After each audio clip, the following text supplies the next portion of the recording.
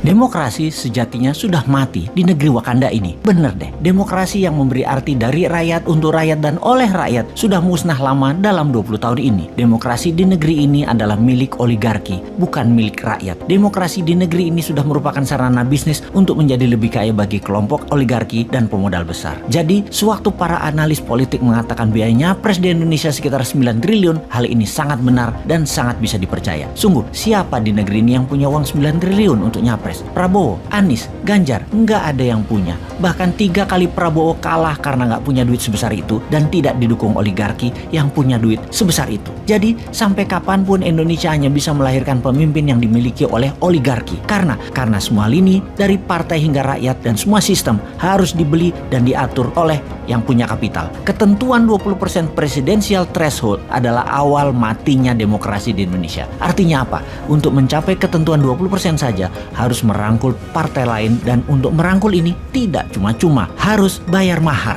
Setelah dapat threshold 20%, apakah sudah cukup? Ya hanya cukup untuk mendaftar ke KPU saja. Perjalanan masih panjang fulus keluar setelah mendaftar dari KPU tersebut. Kita hitung berapa biaya itu. Bervariasi di partai kelas menengah dan atas, paling murah 1 triliun. Di kelas menengah partai minta antara 400 sampai 500 miliar. Plus ada tambahan beberapa kursi kementerian dan jabatan berpotensi menghasil cuan lain yang mereka minta. Bisa dibayangkan dari mana calon capres untuk bisa membiayai mahar partai kalau tidak mencari pemodal. Di sini Indonesia akan selamanya dikungkung oleh oligarki jika ketentuan presidensial threshold tidak 0%.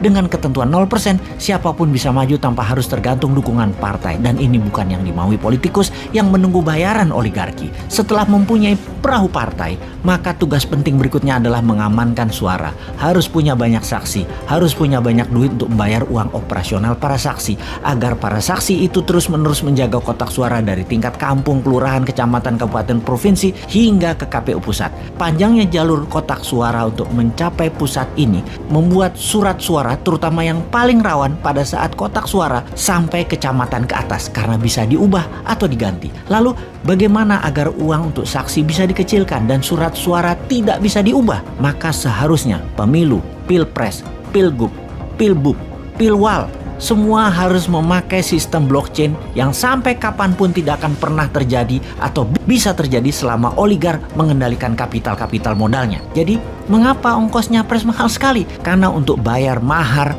partai, baik partai yang akan jadi pelengkap persyaratan 20% dan juga kolaborasi partai pendukung. Kemudian pos kedua adalah membayar saksi. Pos ketiga yang juga perlu dana besar yaitu untuk sosialisasi dan memframing, seperti membayar pengamat untuk menggiring opini, membayar lembaga survei, membayar iklan terutama iklan TV, membayar konsultan politik, membayar buzzer, mencetak kaos dan berbagai atribut baliho, bendera dan lain sebagainya, serta biaya-biaya posko. Di pos berikutnya yang perlu dana besar untuk membeli suara rakyat adalah di pedesaan. Satu suara itu sekitar 30 sampai 100 ribu rupiah per kepala, dan ini ada bandarnya. Biasanya sang bandar akan menghitung suara di mana yang bisa dan mudah serta murah untuk mereka beli. Sekarang di tahun 2024, siapa capres yang punya 9T? Satu pun nggak ada. Sekali lagi, yang punya duit triliunan itu hanya oligarki. Bayangkan, satu oligarki bisa modali antara 2 sampai 3 triliun selama nantinya kebijakan pemerintahannya akan menguntungkan mereka,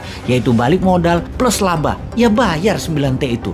Bagi oligarki, biaya capres yang hanya 9 triliun itu kecil. Jadi, sungguh demokrasi sudah mati di Indonesia ini, yang dibikin oleh pejabat yang berkuasa dalam 20 tahun terakhir ini bersama oligarki. Juga, mulai sekarang kita bisa jelas melihat yang anti threshold 0%, mereka adalah yang anti demokrasi dan mereka adalah agen oligarki apapun alasan mulutnya mengatakan. Singkatnya, mereka antek oligarki. Kalau benar mau demokrasi menang, jadikan threshold 0%, pastikan blockchain sebagai hitungan alat suara, lalu menangkan New Mind di 2024 karena Bosman tidak akan terbeli oleh oligarki. Di kantongnya ada 11.000 triliun.